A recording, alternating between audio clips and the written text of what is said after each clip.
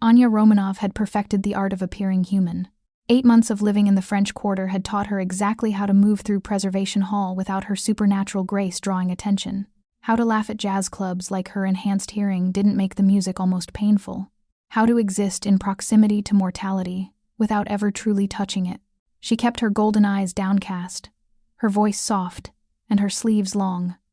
Always long sleeves. Even now, in the suffocating New Orleans humidity of late August, she wore a delicate lace blouse, buttoned to her wrists, as she sat at the mahogany table in her father's mansion for their monthly family dinner. Rowan Romanoff watched his daughter from the head of the table, surrounded by members of the Vampire Council. His silver-streaked hair and tailored white suit gave him the appearance of Southern aristocracy, but his amber eyes ancient. Knowing tracked every subtle flinch Anya made when servers passed too close. The dinner was a ritual. Anya pushed food around her plate that she couldn't digest, playing the dutiful daughter for the assembled vampires who ruled New Orleans' supernatural underworld.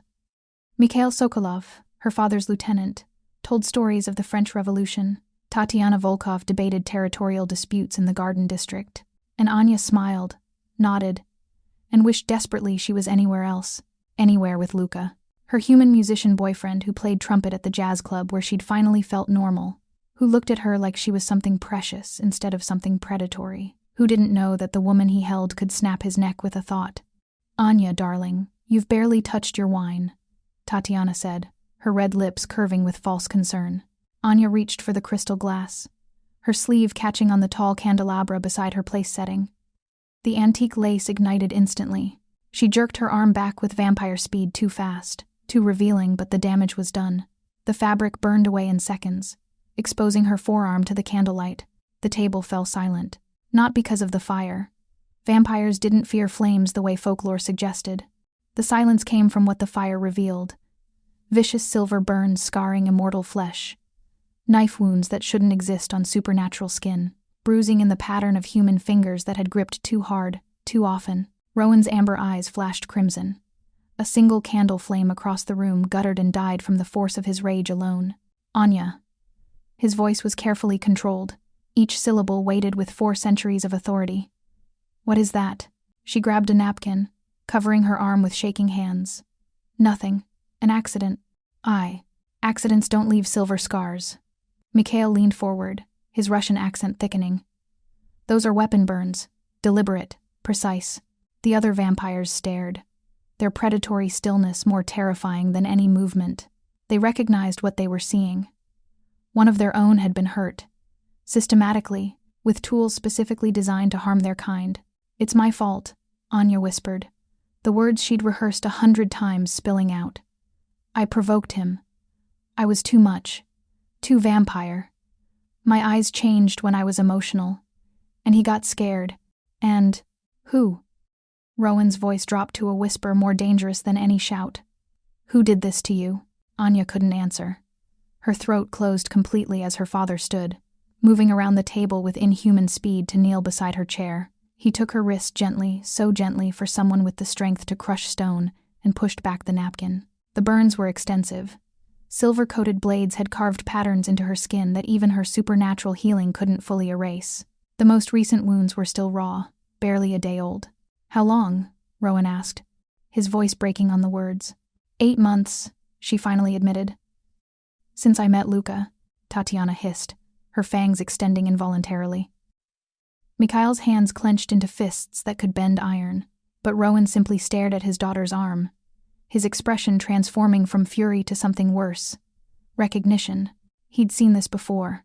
On Anya's mother, before the vampire hunters killed her 150 years ago. The same shame, the same defensive crouch, the same desperate belief that somehow the victim was to blame. "Leave us," Rowan commanded the table. Council dismissed.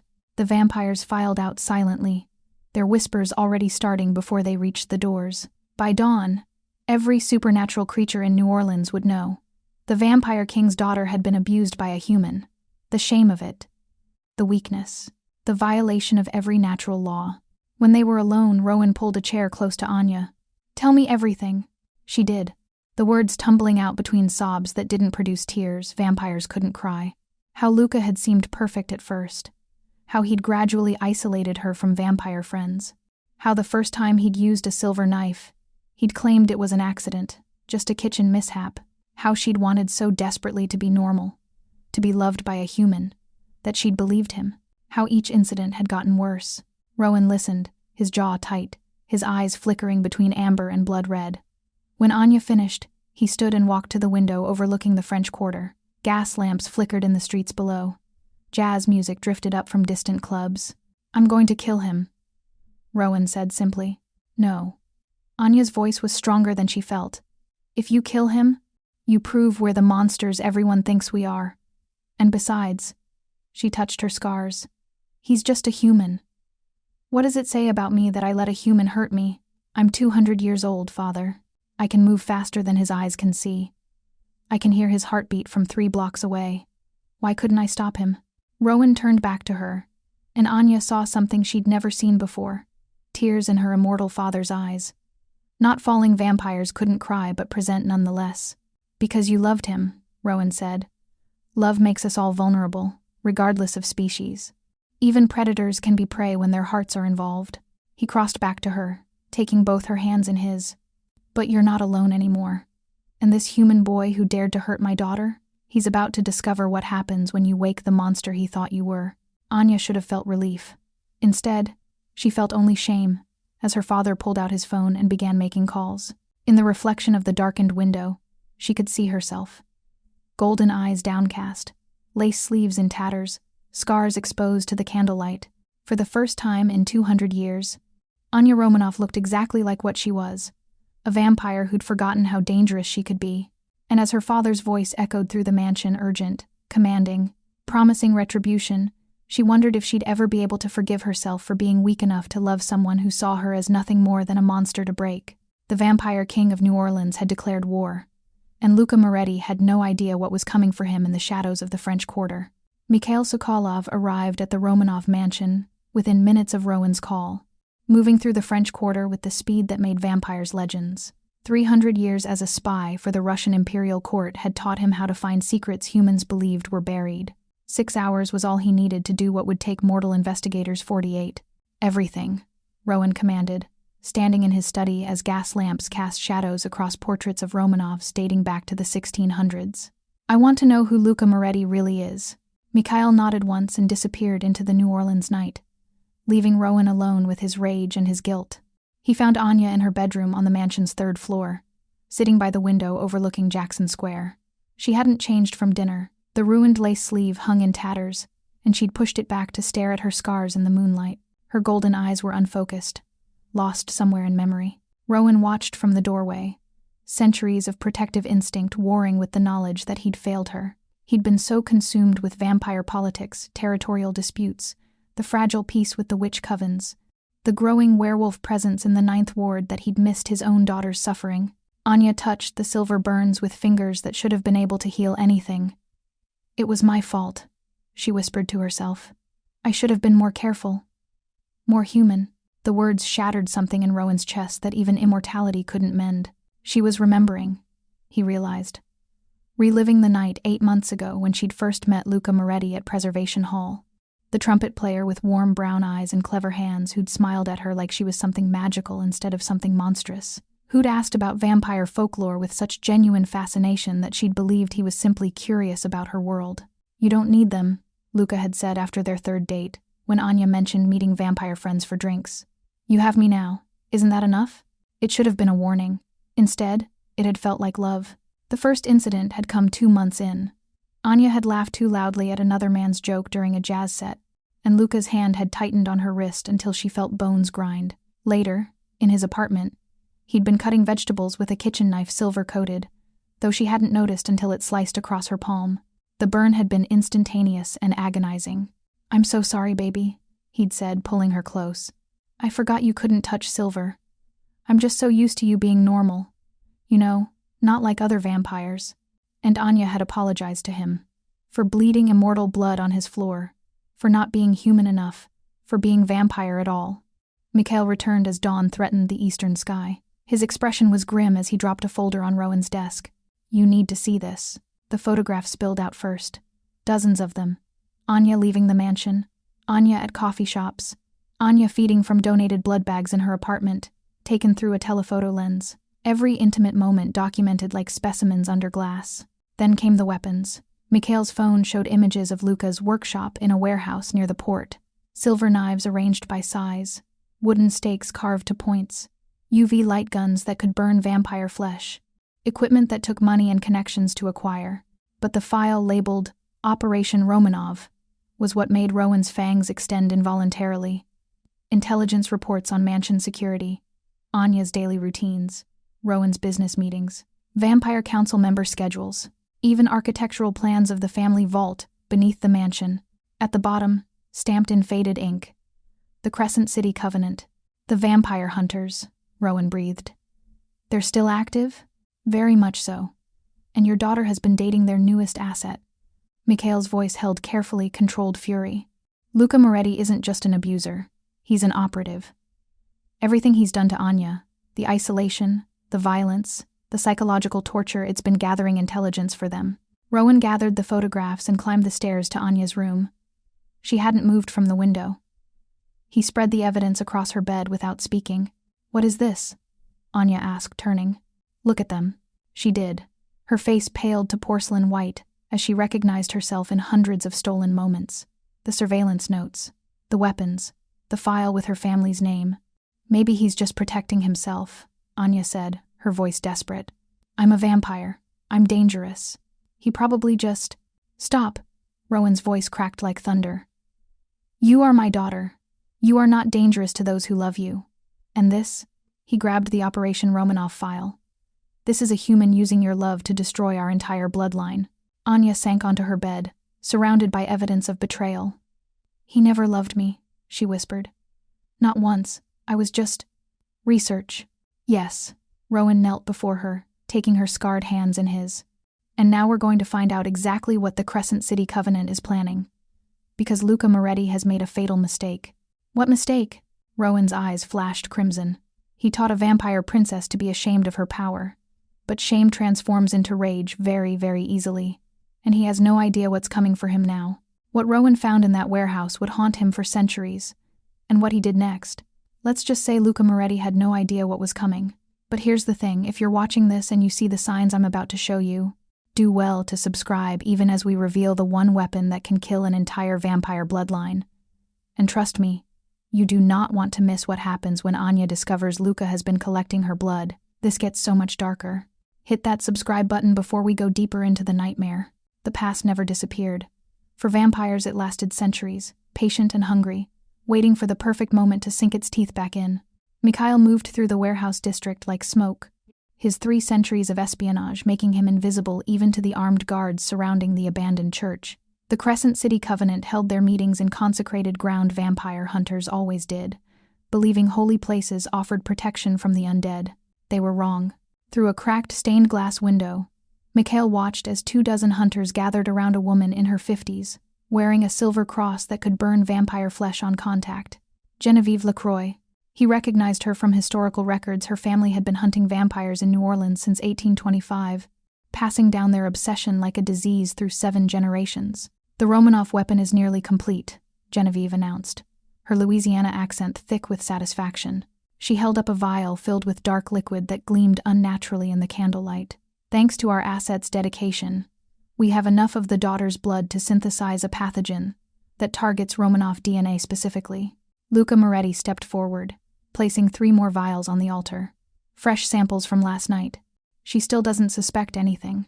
Mikhail's jaw tightened as the hunters murmured approval. Genevieve smiled, running her fingers over the vials like they were precious gems. Once perfected, 1 drop of this in the water supply will kill every vampire with Romanov blood. 49 targets across 6 continents. The most powerful vampire dynasty in existence, wiped out in 72 hours. And the girl? Another hunter asked. Collateral damage, Luka said with a shrug. She served her purpose. Mikhail was moving before he consciously decided, but years of discipline stopped him from attacking. Rowan needed this intelligence more than he needed vengeance. Not yet. While Mikhail gathered evidence that would condemn the Covenant, Anya was making her own terrible discovery. She'd waited until her father's emergency council meeting, then slipped out of the mansion using vampire speed to cross the quarter in seconds. Luca's apartment above the music shop on Decatur Street was exactly as she remembered. Exposed brick, vintage posters, the trumpet case by the door. The research was hidden in plain sight. A laptop on the kitchen counter, not even password protected. Anya's hands shook as she opened files labeled with dates, every date they'd been together. August 15. Subject more trusting today. Revealed location of family vault beneath mansion. Genevieve says this is crucial intel for future operations. September 3. Successfully extracted blood sample during intimate encounter. Subject believes it's normal human curiosity about vampire physiology. Remarkably naive for a 200-year-old. October 12. Target displays significant emotional attachment. Easy to manipulate.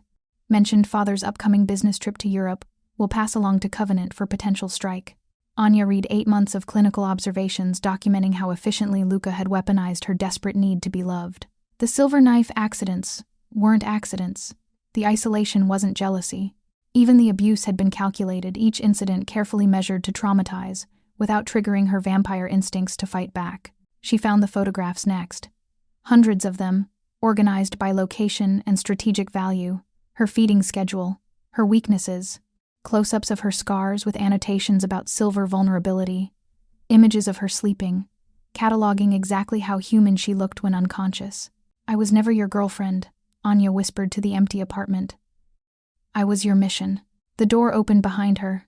Luca stood in the threshold, his expression shifting from surprise to cold calculation in a heartbeat. You weren't supposed to see that. 8 months, Anya said, her voice hollow. 8 months of you being exactly what I expected, Luca interrupted, pulling a silver knife from his jacket. A desperate, self-hating vampire, so desperate to be human that she'd believe any lie. You made this too easy, Anya. Did you ever feel anything real, even once? For a corpse that thinks it's alive? Luca laughed, a cruel sound that shattered the last fragile piece of Anya's heart. You really thought a human could love a monster? He lunged with the silver blade. This time, Anya's vampire instincts didn't hesitate. She moved with supernatural speed, catching his wrist and twisting until bones cracked. Luca screamed. The knife clattered to the floor. Anya lifted him by the throat, her golden eyes blazing with rage 2 centuries old.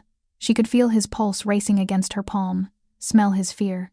It would be so easy to squeeze, to let the predator she'd been suppressing finally feed. You want to see the monster? She whispered, her fangs extending. I can show you exactly what you've been hunting. Luca's face purpled. His heartbeat stuttered.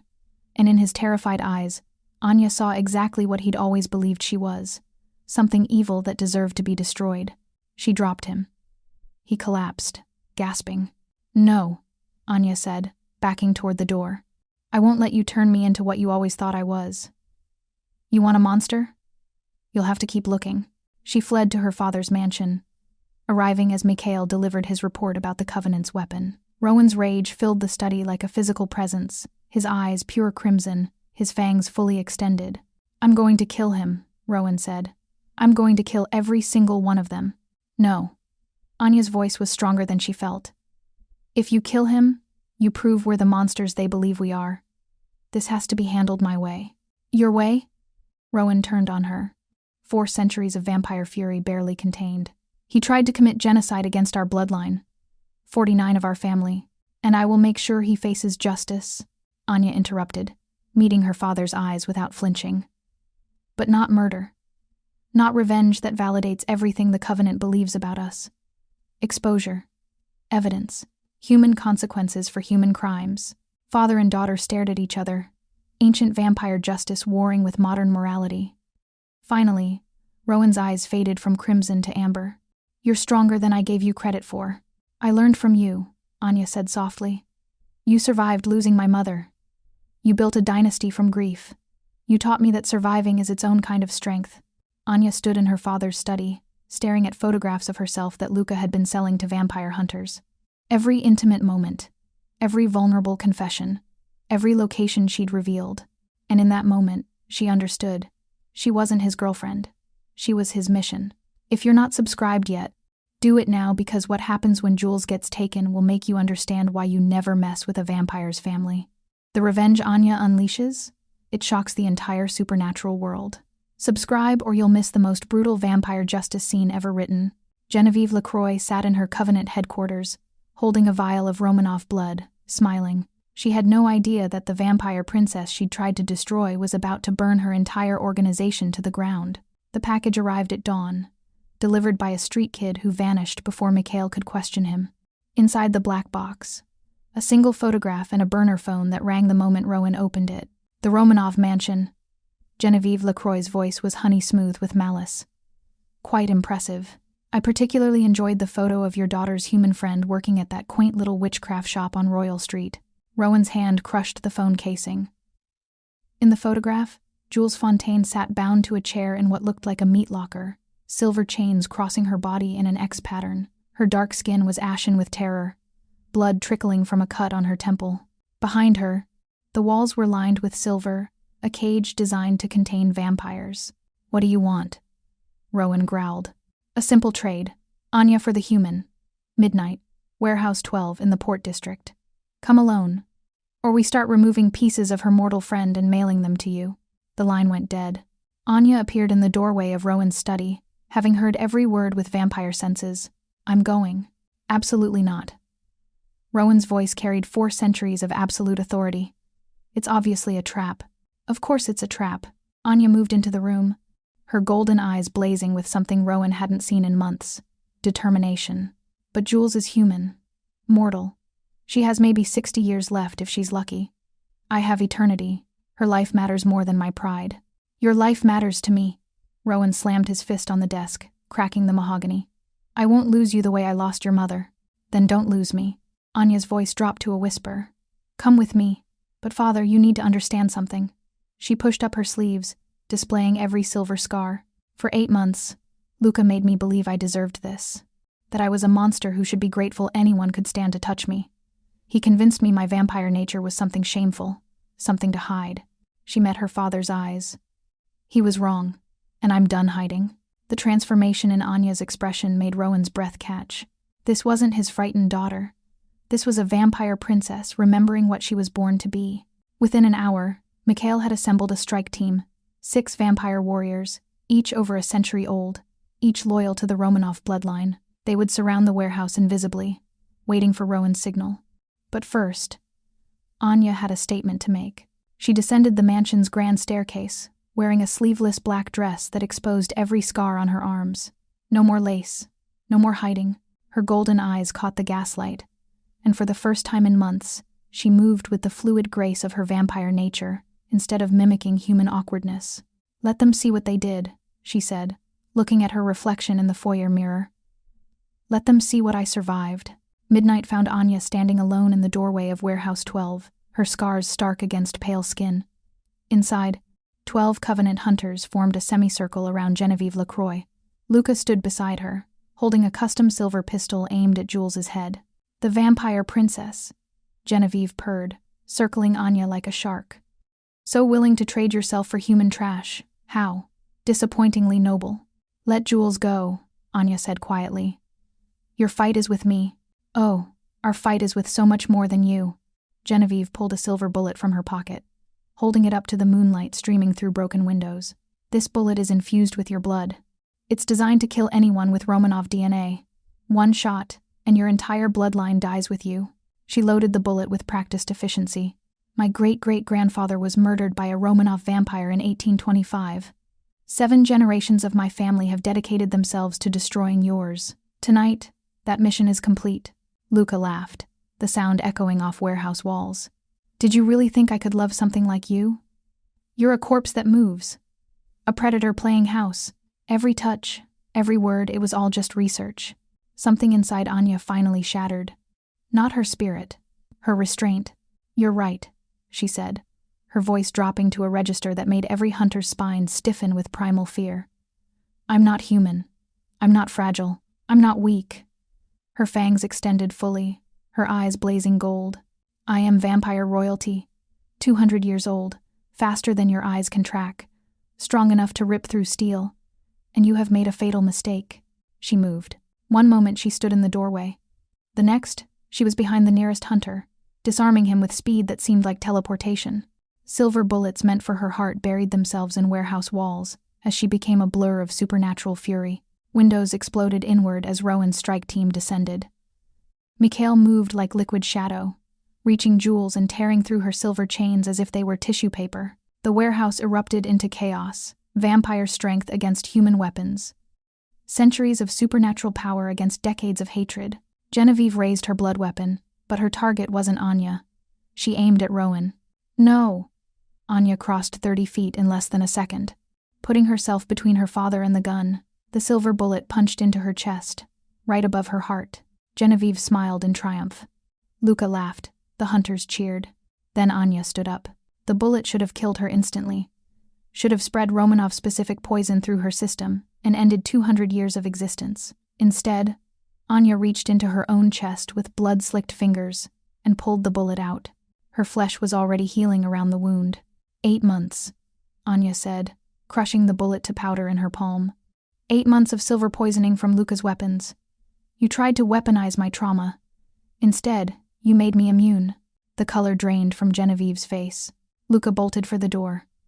Anya caught him before he made it 3 steps, lifting him off the ground by his throat. For one terrible moment, every hunter in the warehouse saw exactly what they'd always feared. A vampire's true nature, powerful and pitiless. You wanted to see the monster? Anya whispered, her fangs inches from Luca's jugular. Here she is. Then she dropped him and pulled out her phone. No PD? I'd like to report multiple crimes. Kidnapping, conspiracy to commit murder, and domestic abuse. I have all the evidence you'll need. She looked down at Luca, gasping on the concrete floor. You'll face human justice for human crimes, and you'll spend the rest of your short mortal life knowing the monster you tried to destroy showed you more mercy than you ever showed her. Jules was human. Innocent.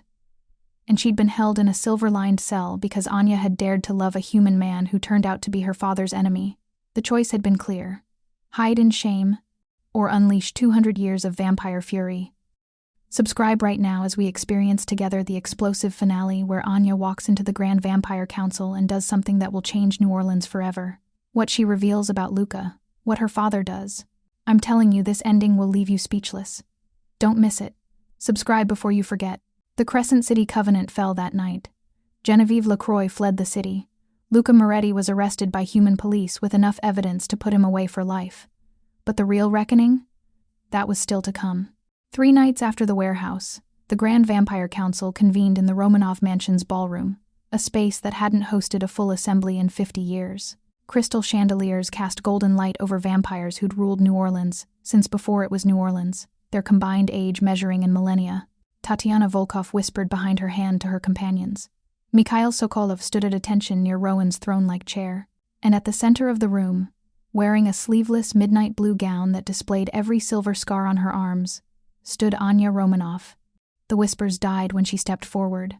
I requested this council, Anya began, her voice steady despite 200 pairs of ancient eyes fixed on her. Because I need to tell you something that fills me with shame. For 8 months, I was systematically abused by a human. He used silver weapons to hurt me. He isolated me from my community. He made me believe I deserved pain because of what I am. The ballroom erupted.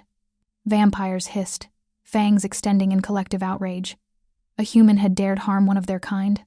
Unthinkable, unforgivable. But here's what you need to understand, Anya continued, raising her voice above the chaos. Luca Moretti didn't hurt me because I'm a vampire.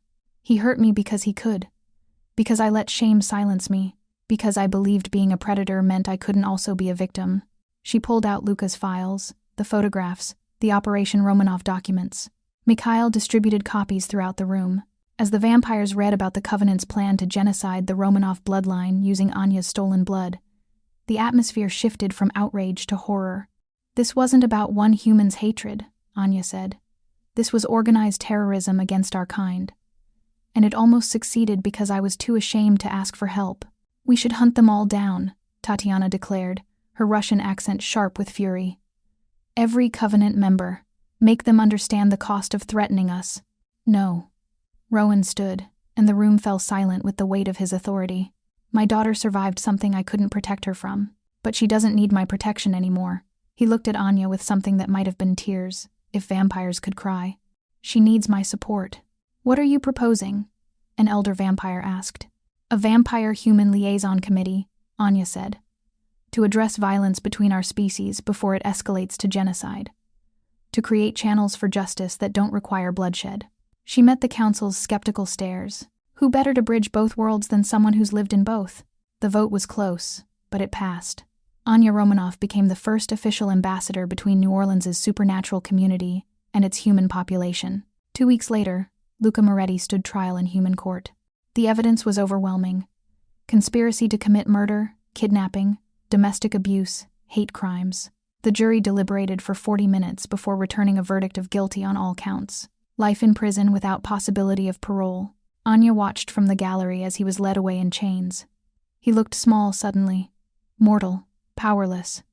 Everything he'd tried to make her feel, she felt nothing but relief. 6 months transformed everything.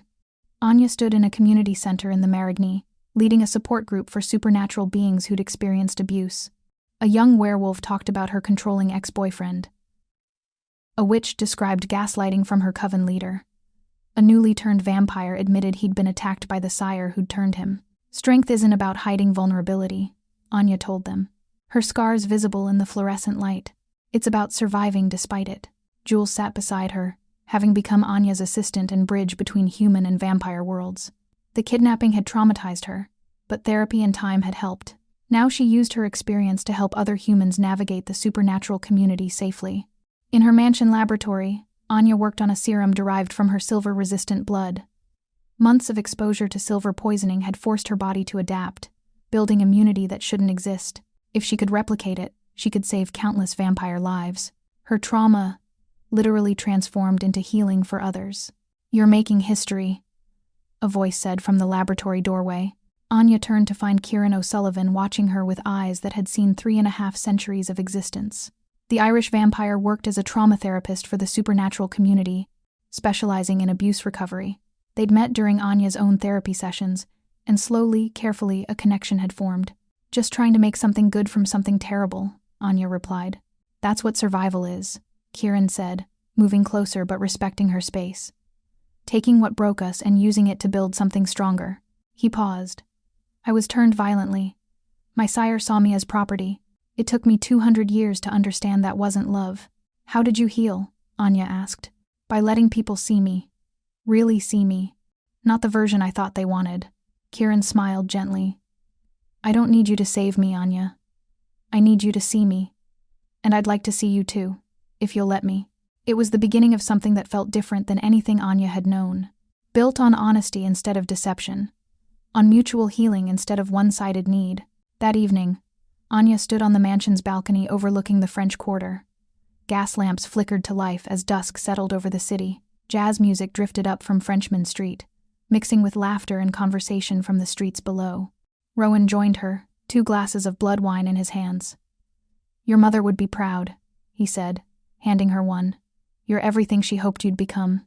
"I tried to protect you from pain," Rowan continued. "But pain found you anyway. I'm sorry I didn't teach you that. Surviving it was just as powerful as avoiding it." "You did teach me," Anya said softly. "By surviving your own losses. By building this family. By showing me that vampires can love fiercely without destroying themselves." She touched her scars, tracing the silver burns that would mark her flesh for eternity. "I used to think these made me weak. Now I know they made me real."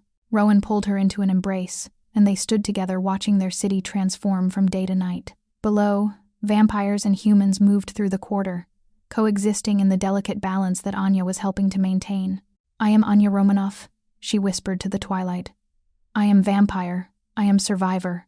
I am both predator and prey, both powerful and vulnerable. And I am finally, truthfully, free." The scars remained. Some wounds never fully heal, even for immortals. But Anya Romanoff learned that survival itself was a form of strength. And in the city that care forgot, a vampire princess taught the world that monsters weren't defined by their fangs but by their choices.